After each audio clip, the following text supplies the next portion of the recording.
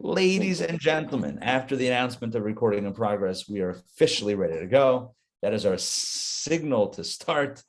Today is Tuesday, January 18th, 2022.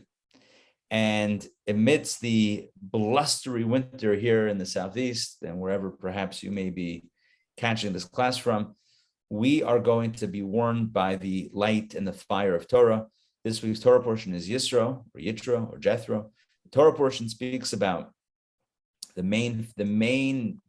big event this week. And the Torah portion is the giving of the Torah at Sinai, revelation at Har Sinai, Mount Sinai. That's the big event. But of course, there's this fellow Yitro who we need to learn a little bit more about, because as our Torah portion opens up, it's this fellow Yitro who makes quite the splash. And who is he? As you recall from yesterday or from before, Yitro is the father-in-law of Moses. He was a priest, he was a spiritualist, he was a leader, a mentor. He had been an advisor to Pharaoh. He was, at this point, living in Midian, and that's when Moses arrived on the scene. So Yitro had 7 daughters, and Moses arrives in Midian. He lands there because he's running away from Egypt. He meets the daughters. He gets married to one of them. He then gets called, ultimately, decades later, to be the one to redeem the Jewish people from Egypt. And now Yitro returns. There's a big reunion.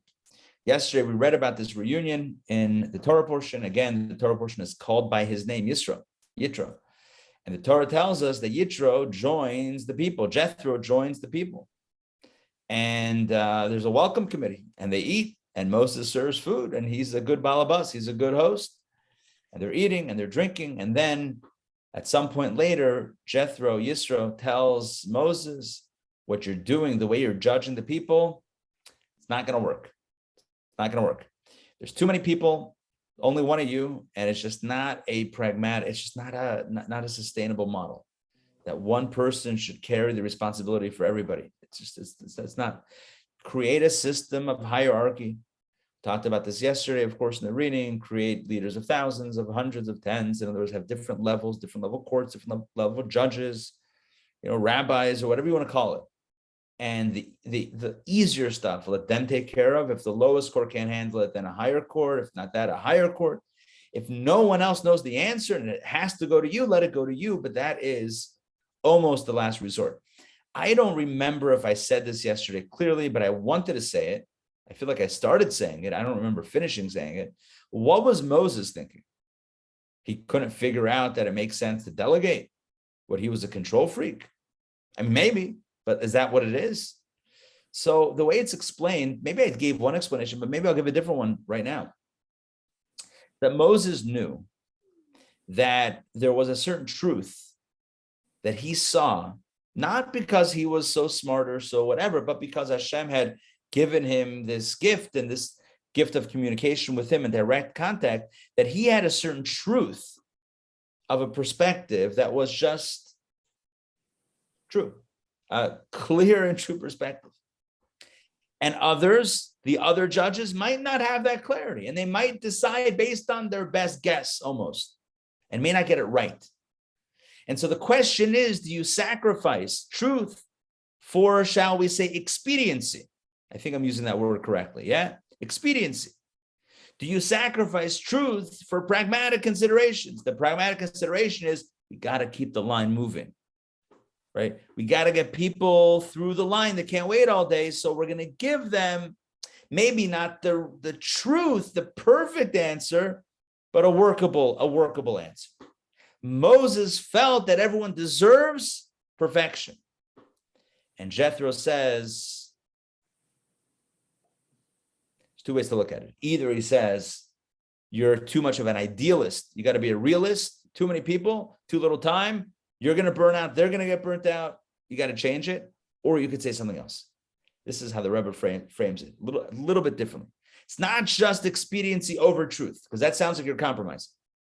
But understanding where the people are at, they are not living in that space of absolute truth with a capital A and a capital T. You, Moses, that's your world. Your world is absolute truth, divine communication, and perfection. That's your space. And you may want to elevate everyone that comes to you to that space in that moment, and that is a worthy ideal. But where do they live? They live in the world of imperfection. They live in a world of falsehood. And olam de shikra, sheker. It's a world of falsehood. We live in a world in which conflict arises, and one person says this, and they don't mean it, and a person lies about that, and all this stuff.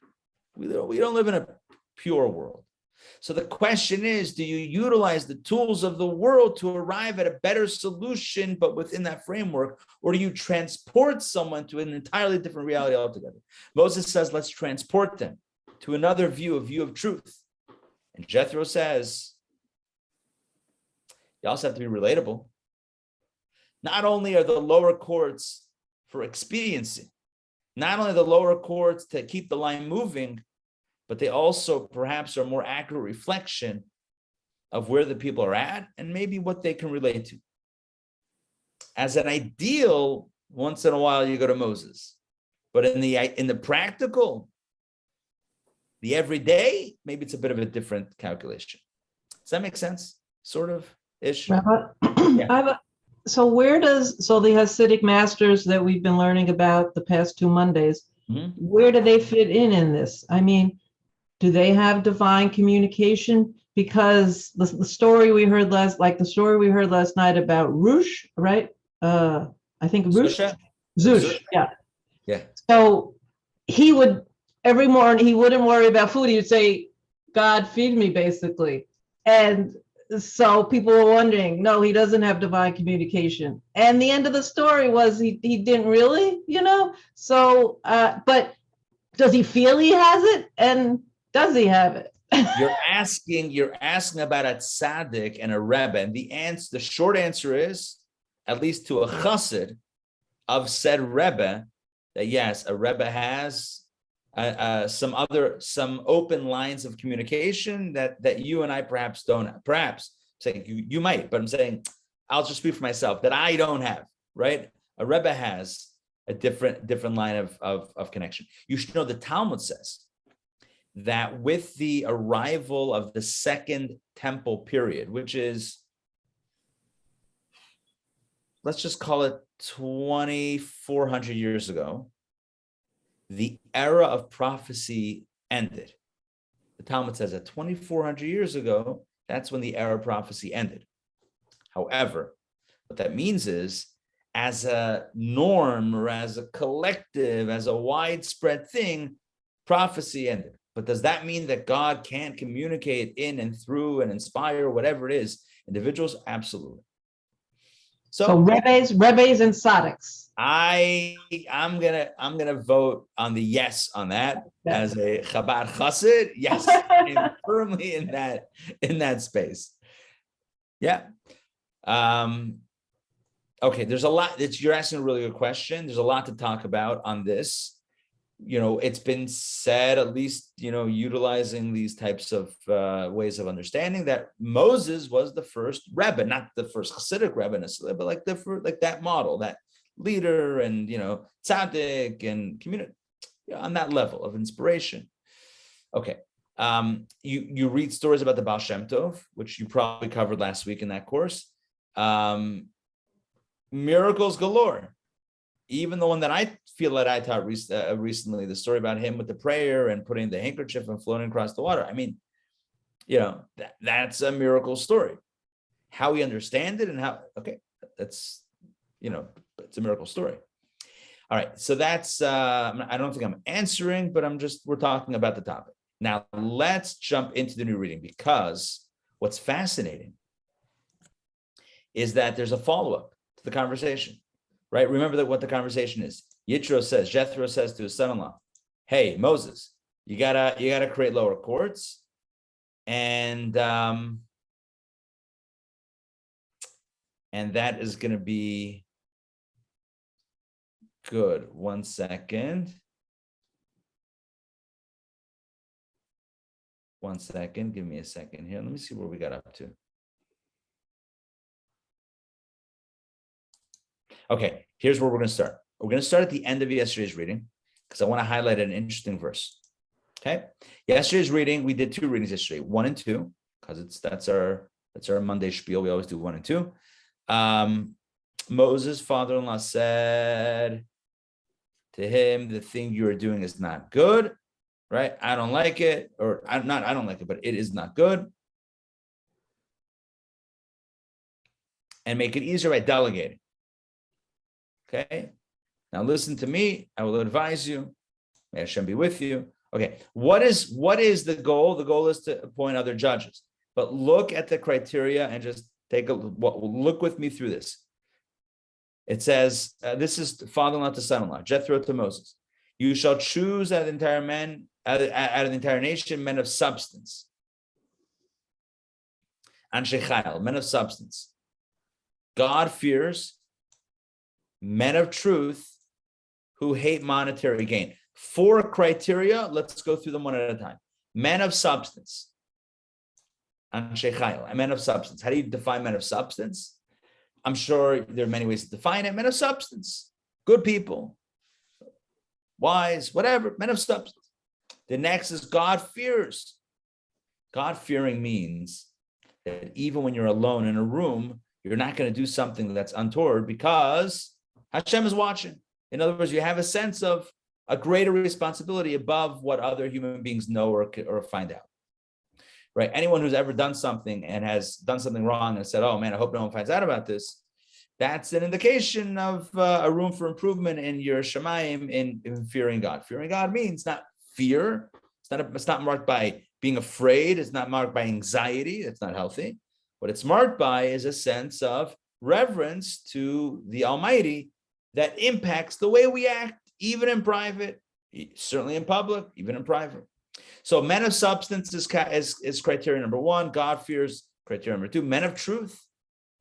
That's a good quality for a judge.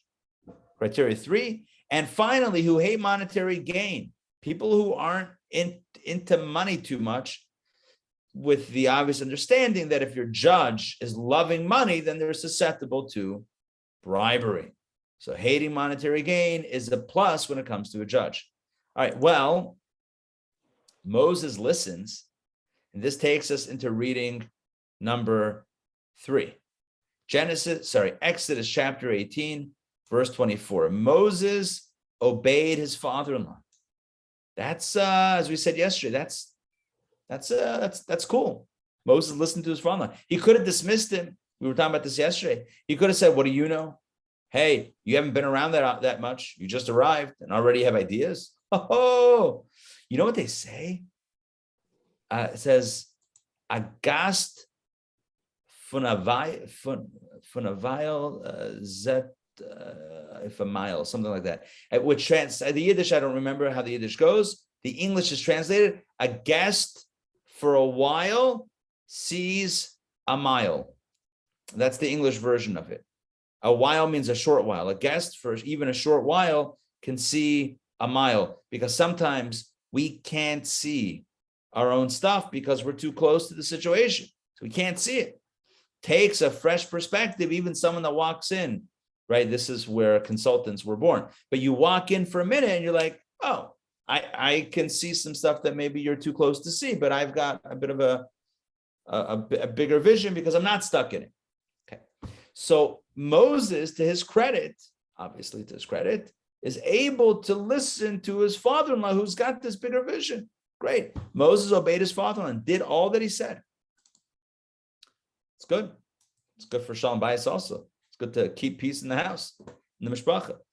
And what did Moses do? Moses chose men of substance out of all Israel. But listen to this. And appointed them as heads of the people, leaders of thousands, leaders of hundreds, leaders of 50s, leaders of tens. So he appointed the people. He appointed all this leadership. But what did he choose? Anshe chayil, men of substance. Do you remember there were 4 criteria? This is one of my favorite insights into this story. There were 4 criteria that his father-in-law suggested. Men of substance. Let's look back. I'm forgetting all 4. Men of substance. God fears. men of truth, and people who hate monetary gain. And who does Moses actually choose? Men of substance. What happened to the God-fearers, the men of truth, and who hate monetary gain? All right, more or less, we got who we needed, more or less, because, which is the theme for today, you got to work with what you got. If you're stuck in perfection, it's never going to get done. If you're a perfectionist, it's possible that you're never going to move from your spot because it's too perfect. You know, kids in school that are perfectionists might avoid engaging in new learning or new activities or in projects, whatever, because they're afraid they're not going to get it perfectly right. They're not going to get 100. So I'll tell you so make a choice. What do you think is better? Yeah. What do you and I think is better? To take risks and to be okay with not being perfect and even failing, or to be so stuck on perfection that we play it safe because we feel like this we know, and the stuff that we don't know, we're not going to get right. And then we're going to be embarrassed. And then it becomes about us and how we feel about it and how which is better? I mean, it's not a judgment. It sounds like a judgment, but it's not a specific judgment of anyone or anything. I think we all have experience of this and experience of that. The point is that overall, I think we would want for ourselves to have more experiences, even if it's not perfect. You know, looking back on our lives, would we say, you know, I didn't get that exactly right, so I shouldn't have done it or whatever? Yeah, you live life and you do your best, and you're not going to get it perfect. So Jethro, father-in-law, says to Moses, here are 4 criteria. Moses, according to the commentaries, can't find enough people with all 4. So what do? You shut down the campaign? All right, canceled.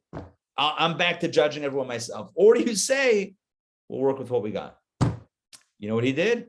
He worked with what he got. The Rebbe sent out shluchim, thousands of shluchim around the world, Chabad emissaries and rabbis, rebbitzins around the world. Newsflash. Any are perfect. Okay, I don't know why I'm throwing everyone under the bus. I speak for myself. There's no perfection here. And so the question is, did the Rebbe say, no, I need to find the perfect guy for Atlanta? Might be waiting a little while. You work with what you got, right? And you do your best.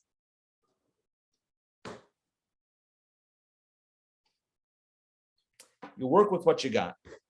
You know, like you can get stuck on what you need. Like, no, this is what I need to make it work. And you can get stuck on that and fixate it. I need men of substance. I need God-fearing, men of truth, people who hate monetary gain. I need all 4. Can you build your team with one of those criteria? Can you make it work? Can you try? No, I need all 4. Can you try? You might be surprised. It might work. But it's also, excuse me, Rabbi, it's also difficult to really know what's inside, right? Well, that's for sure. That's for sure. But the Torah is telling us, even objectively, they weren't perfect. But you know what? It worked. It's the same theme. Moses wanted truth and perfection. And you know what? This wasn't going to be that. But you got to lean into it sometimes. You just got to embrace the imperfection. Got to embrace it. I don't know. It's not an exactly perfectly related story, but it's kind of related. And I love this story. And I've told it before, but I always get enjoyment out of telling the story or out of hearing the story. So I'm going to share it again. It was one of the coach for the Harlem Globetrotters back in the 70s or 80s. Jewish guy.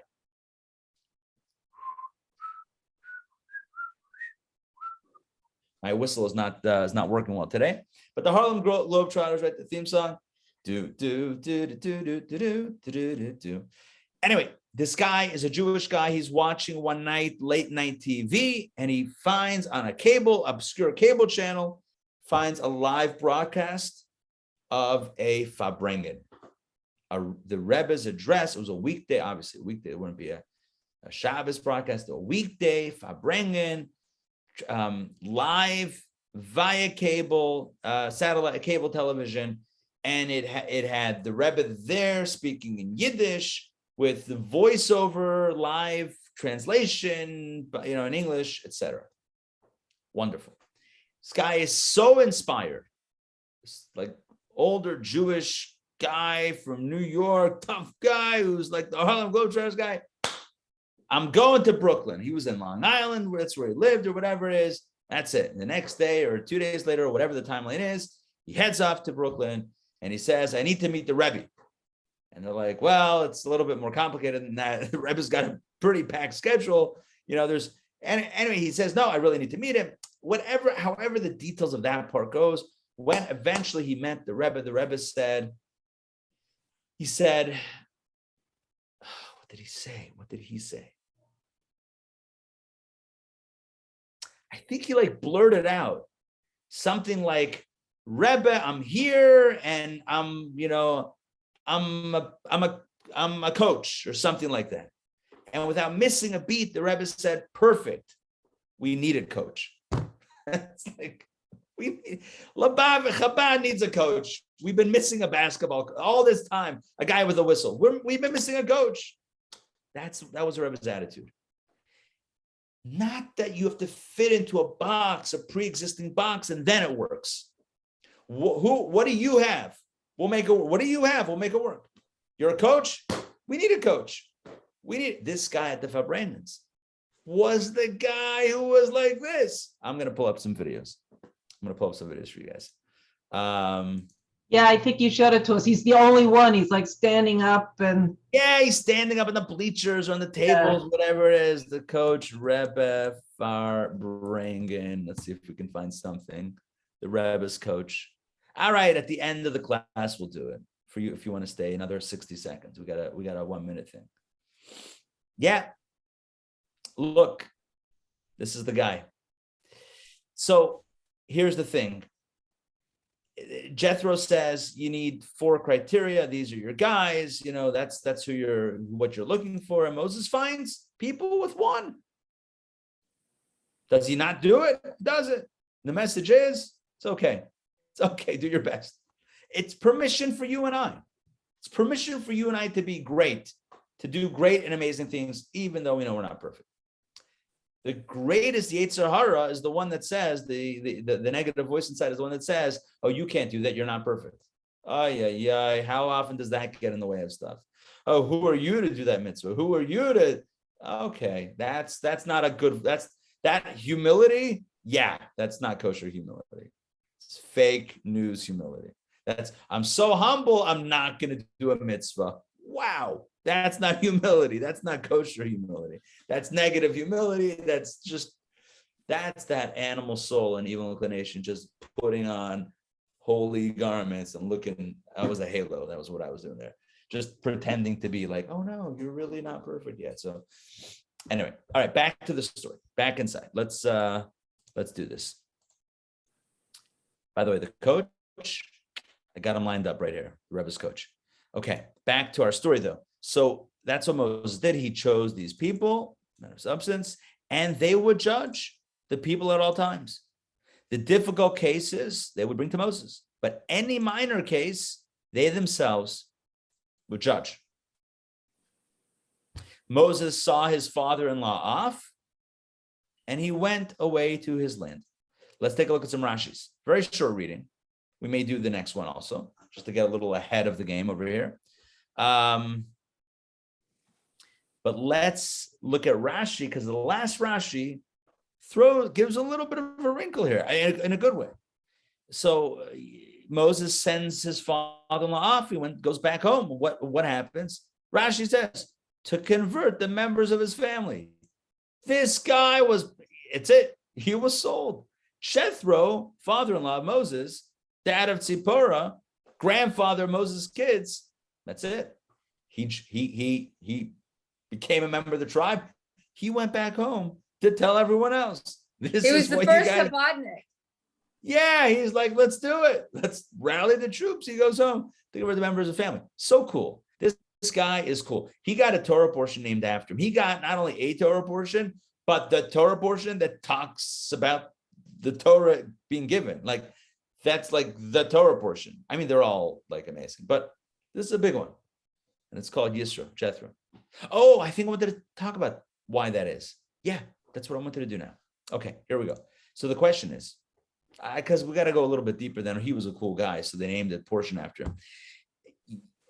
One of the Rebbes, one of our Rebbes big axioms with regard to Torah study is that when you encounter the name of a Torah portion, you know that it captures the theme of the portion. It's not that, as we might think, that they just found a word at the beginning and said, oh, we'll call it that. That looks like a nice word. Boom. Who does that? No one would name their novel. Yeah, they worked on a novel for 10 years or even 1 year or even a day. Who would name their book after the first word or the first few words just arbitrarily? You give a title that's significant. So the Rebbe's argument is, it's not an argument. The Rebbe's like, it's axiomatic. It's like obvious. It's like an inherent truth. If there's a name of the Torah portion, it's not random. It's not just convenient. It's not just the name is thematically sound. The name works. It's got to work for the whole Torah portion. If this Torah portion is called Yitro or Yisro, Jethro, it can't just be because the Torah portion opens up with his story of his arrival and his advice and then segues into like the big theme. It can't be. Because then why did you overlook the big theme for the little theme? Oh, because it was first? Come on. That's not giving God enough credit.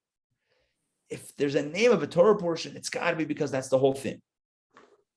So how is the theme of the giving of the Torah at Sinai, revelation at Sinai, 10 commandments, how is that Yitro? And we've answered the question, which is why I was reminded to say this, because we just answered the question. Yitro represents absolute transformation. Here's a guy that didn't grow up in it, dabbled in, not only dabbled, he was well-versed in everything. And yet he decides, this is it. I found it. This is the ultimate transformation. A guy who's totally out there in the world and who says, no, I'm embracing monotheism. I'm embracing Hashem. That's big. That's huge. And that's really the message of Torah. The message of Torah is that Torah should be transformative in the world. So I should probably explain what I mean by that. Torah is not here to tell us theories. It's not a philosophy. It's not a theology. It's not telling us about God or even about creation or about history. It's not what Torah is. It's not what Judaism is. Judaism is less a religion and more a life guide, an instruction book for life. That's what Torah is. That's what Judaism is. It's about how to live our lives in a holier way. Not disconnected holy, but like in a more menschy way, more connected way, more meaningful way. Living a more meaningful life, straight up. Or living a meaningful life. That's Torah. But it's about life. It's about this. It's about transformation. It's about taking a person and inspiring them to become a mensch. Taking a human and making them a mensch. And the reason why I say human and mensch, because when somebody messes up, the response might be, well, they're only human. Scandal happens. Somebody does something they shouldn't have done. It breaks.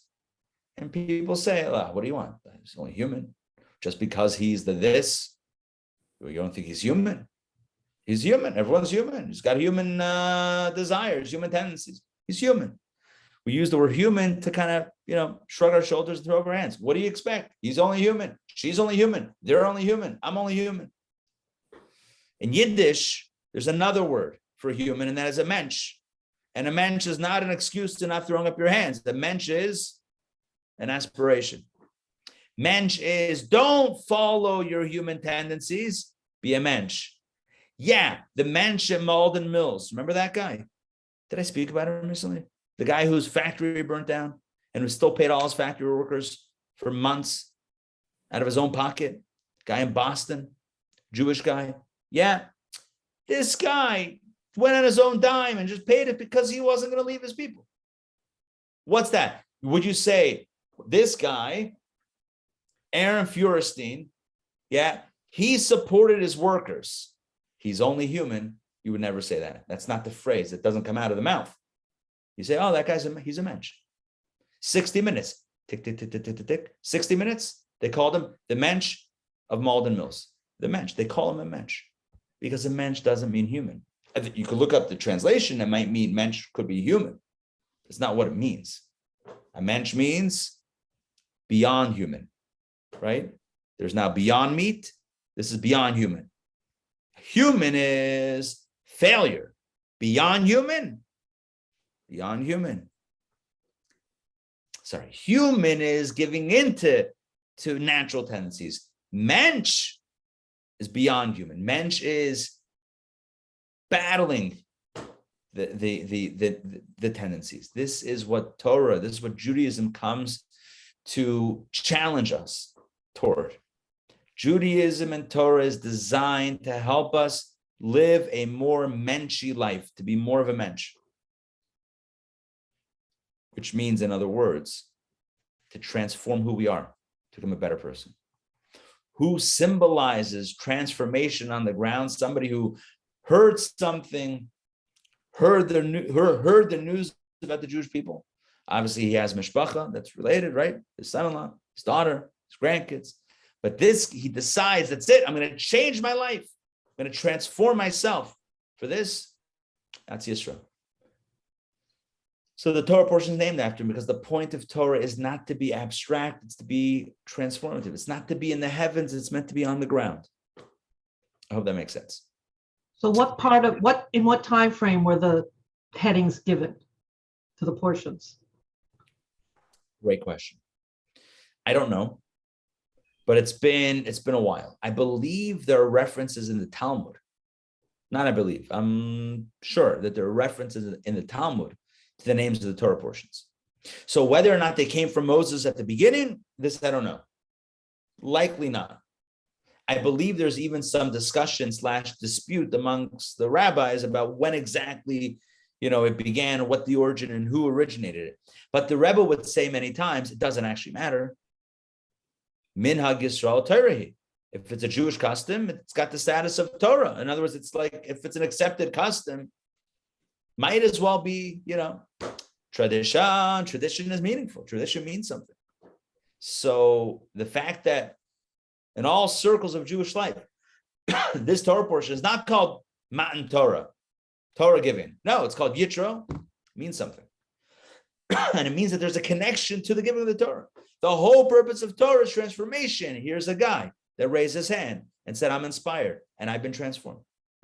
That's big. It's an inspiration to us. To all of us. In our own lives, have we done something like that? I'm not throwing negative, I'm throwing challenge, right? In a good way, positive challenge. Look at someone who totally transformed their life, whether Yisro or anybody else. Jewishly, not Jewishly, it doesn't make a difference. Someone who really did a transformation. And then ask yourself the following question, or I'll ask myself the following question. Have I experienced that type of transformation in my life? Or has my life been kind of, more or less steady, small challenges? I mean, I think of this, right? We speak about kosher, tefillin, and Shabbos candles. And I think about this. Someone who that's not part of their upbringing. Like they didn't grow up with these things as being a given. So to do it is like, it's a brand new thing. So I ask myself the question, what have I done Jewishly that's brand new? Easy to say, right? It's easy to tell someone else what to do. Not that I try not to preach. I'm just saying, but I'm saying it's easy to say, sure, do this. Have I done this myself? And maybe in some areas, yes, maybe some areas not. I'm not trying to, what I'm trying to say, oh, see you, Sandrine. What I'm trying to say is that when you encounter a Yitro, it's inspirational. You encounter a guy like this, living a good life in Midjan, well-respected, well-versed. He's got his own stuff going on. He's got his, worldview and religious perspectives and his things. And he says, you know what? I'm giving it all up. That's inspiration. And it demands, or it could demand. The question is, so what is there something that I can transform? And Torah is all about transformation. Doesn't have to be huge, just even something. Even something, anything. Okay, so that's a little, Ray. Okay, so I know such a person. She actually converted from another religion. They tried to discourage her, gave her a list of books to read. She read them. She kept coming back for more. She has gone to the level of having written studies that Rabbi Feldman wants her to have published in Art Scroll. She is absolutely brilliant. What do we have in common? I don't know. We became really good friends. She's amazing. She doesn't stop. And she truly, it's very interesting. There you go. See, modern day inspiration. And it's really, when we encounter someone, this is obviously one example of a very similar example to our Torah portion. But there are many examples of people doing extraordinary things and challenging themselves. And, and it's very inspirational. But more than just, that's good for them. The question is always about us. So, okay, so what can I do? What am I? How will I challenge myself to also do something, perhaps, like relative to me, that's transformation? What would that look like for myself?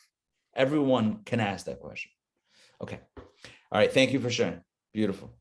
All right. Let's continue. Let's do a little bit more. We'll start the next reading, even a few verses. All right, reading number 4. This is it's a short reading also. Okay, so I think we can get this in.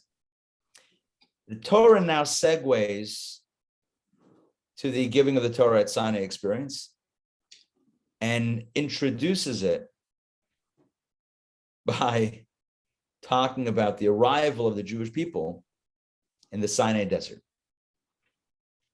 near Mount Sinai. Here we go.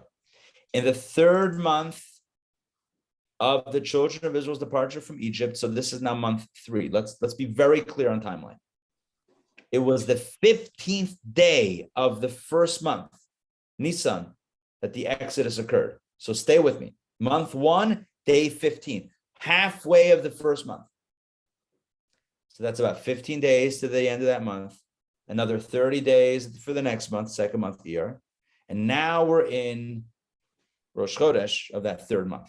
Sivan, Nisan, Iyar, Sivan. So we're talking about 30 plus 15 plus 1, 45, 46 days, or maybe a little less, depending on the day. I'm counting days as 30 days, month as 30 days, a little bit less, like 20, 29 days, whatever. Say around 40 days-ish. No, it would be like 42 days or so. So it was the 3rd month of the children of Israel's departure from Egypt. On this day, they arrived in the desert of Sinai. And of course, the commentators point out, why does it say this day? It should say that day. On that day, they arrived. It's telling us about something that happened in the past. On that day, on this day, this makes it current. You know why? Because it is current.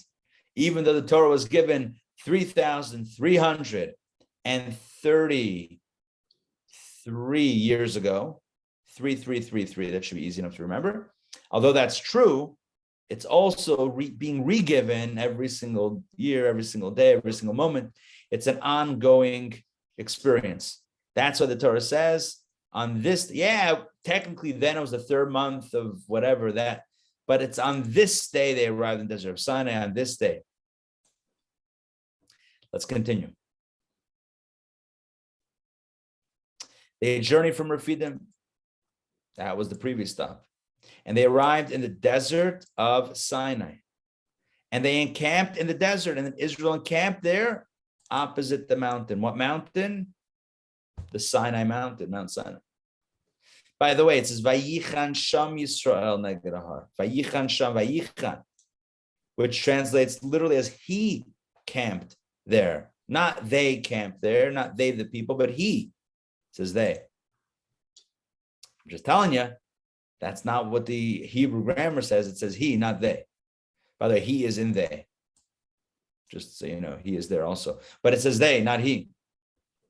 So what does it mean? Rashi says, Vayichan Sham, Yisrael neged heart. He encamped there, ki ish echad b'leiv echad, like one man with one heart. They're described in the singular as one being because at that point they were so attuned, they were so present with what was about to transpire, the giving of the Torah at Sinai, that they were like one man with one heart, like the unity of one individual alone was the unity of these millions of people having a shared, getting ready for a shared, unifying experience. Moses ascended to God, and the Lord called to him from the mountain, saying, so shall you say to the house of Jacob, that's the women, house of Jacob, Beit Yaakov. In fact, till today, the Jewish girls' school, big network of Jewish girls' schools is called Beit Yaakov, Beit Yaakov, house of Jacob. That's the girls, women, females. And tell also the sons of Israel, tell the boys, tell the guys, tell the ladies, and tell the men, ladies and gentlemen, ladies first. God has good manners. God tells Moses, first go to the women and then go to the men. Why? I said good manners, which is true. Also, number two, I didn't know this until recently. Did you guys know this? When you're addressing a formal invitation, if it's a couple, you put the wife before the husband. Is this true? Yeah. Like Leah and Ari Sollish, as opposed to Ari and Leah Sollish. This is what I hear. I heard this. It's the formal way of doing it. I don't know. Well, I also think because in that example, I mean, you know, it's your name, Ari Sollish, and then Leah took your name. So maybe. I thought it was maybe ladies first type thing. I'm not sure. I just find it interesting. It's like an etiquette thing. There used to be a column in the newspaper about, people would ask, etiquette questions and whatever. Whatever. Maybe Dear Abby, so along those lines. Rabbi, I have to leave. Okay, Ray, great to see you. Yes, sorry. let me know. Thank No you. worries.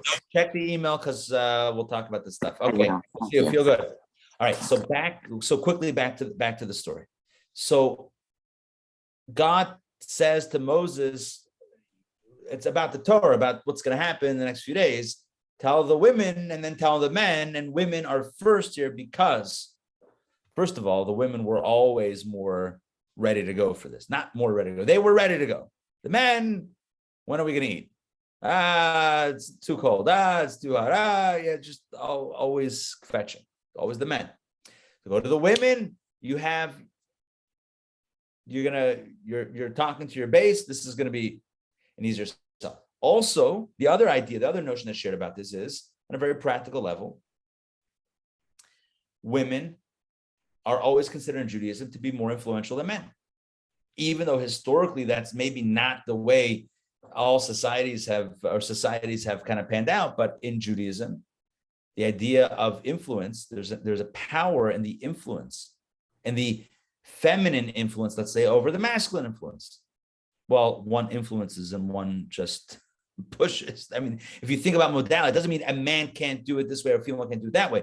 But the point is that there's a feminine energy, and this is discussed in Kabbalah at length, and then there's a masculine energy. The feminine energy is a consensus, a conversation, an understanding, education, that type of cultivating. And the masculine model, again, not all men, not all women, but the masculine model is, let me just ram this idea through. Bit of a different model. So God says to Moses, first speak to the women, because already then the men are going to get on board. You get the women on board, and then through the influence, you'll speak to the men, but they'll also speak to the men. It's going to make it a little bit easier. Just FYI, that's what the commentary says. All this is, I'm taking multiple commentaries and kind of weaving a narrative. Now let's continue. Verse 4, few more verses left. Give me 3 more verses, and we're going to close it out today. You have seen, says God to Moses. God says to Moses, tell the people, you people have seen what I did, God did to the Egyptians, and how I bore you on eagle's wings and brought you to me. I carried you like an eagle carries the baby, carried you to safety over through the sea and against Amalek and through the plagues and all that stuff. And now God says to Moses to tell the people, if you obey me and keep my covenant, you shall be to me a treasure out of all peoples. Lis segula, treasure. For mine is the entire earth. And you shall be to me a kingdom of princes and a holy nation. These are the words that you shall. God then turns to Moses and once again summarizes and says, these are the words that you shall speak, children of Israel. Basically, it's a bit of a, I'm not going to say hard sell. I don't think it's a hard sell. I think it's an encouraging sell. God says, essentially, I want to give you the Torah, but it's not going to be force. It's got to be consent. You got to want it.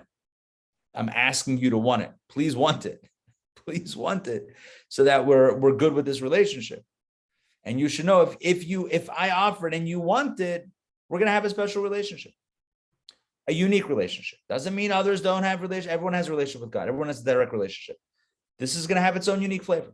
It's going to be unique vis-a-vis Torah, vis-a-vis Judaism. It's going to be a unique relationship. So I'd like for you to say yes. God is basically telling Moses to tell the people, I'd like for you to say yes. And they do, as we'll see tomorrow. Spoiler alert, they do. They say, yes, we're in, and the story unfolds.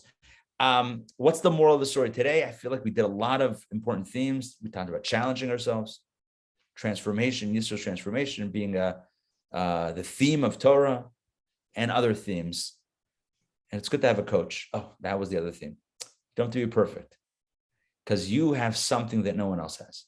You're a coach, you're this, you're that, whatever you are, you have something unique that no one else has. So maybe you don't have all the qualities. Who could check all the boxes? Who's this Superman or Superwoman that could check all the boxes? Okay, I know Donnie asked before about a Rebbe. Okay, aside from a Rebbe at Tzaddik, who's checking all the boxes? We're not checking. So then we should feel bad. We have something unique. That's something that we can contribute. So along these lines, let's take a look at the coach. Let's go. Let's have some fun with this. With this nostalgia. Let's see. Preview. Chabad.org, Jewish media. What do we want to do? Let's do Jewish media. Let's see what that takes us. YouTube. Beautiful.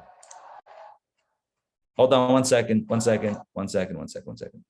Let me stop sharing.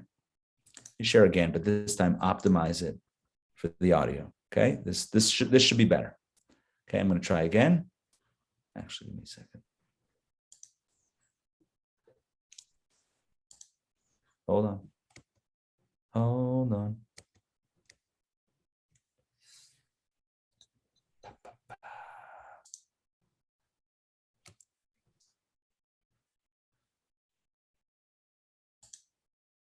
Let's see if this works. Can you guys see the YouTube video? Yes. Okay, great. This should work. I hope it does. Tell me if you can hear the audio as it goes. If not, I'll try it a third time, but it's only a 60-second clip. So here we go. Yes. He used to write to the Rebbe very often about his feelings and what he was going through.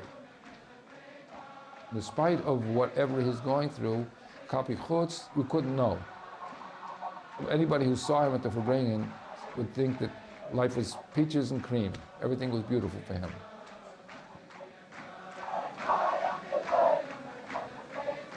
Nicht nur das dort nicht onrieren in Mai sein in der Simcha shel Mitzvah. Wie Teile, Keile Leche, die Simcha von Kol Masecho, Bechol Drachecho, nur Adra, bis darf sein, Keise Noel min Acheshe. Bishas Meise soll stehen haben na Simcha, wie Teilas Emes verlangt, das heißt a Simcha Mitzvah.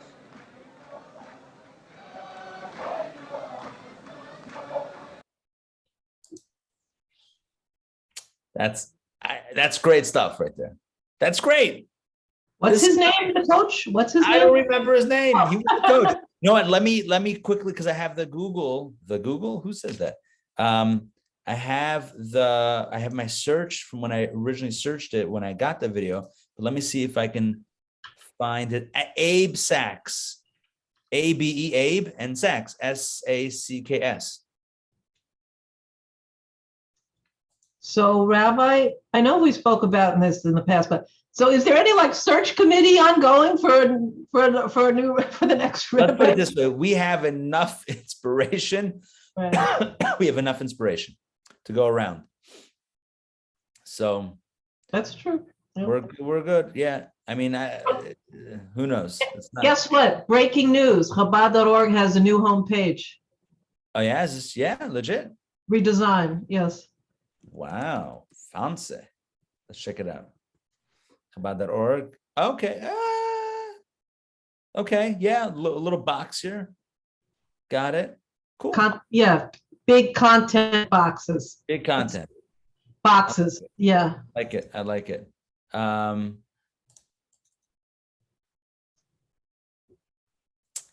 Good. I cannot find what I'm looking for. Abe Sachs is his name.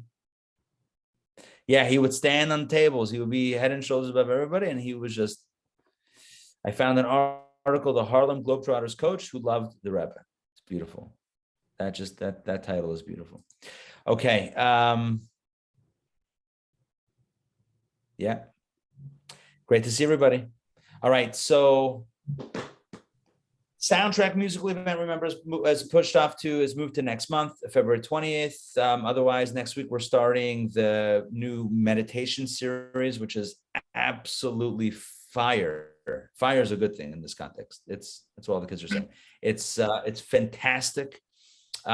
Starts next Tuesday night, a week from tonight, January 25th.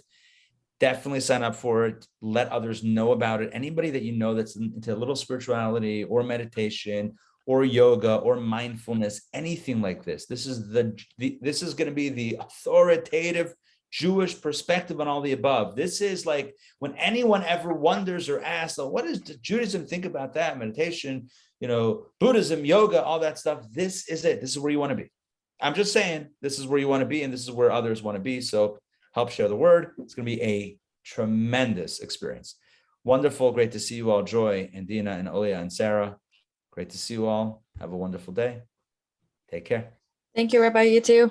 Pleasure. Bye, guys.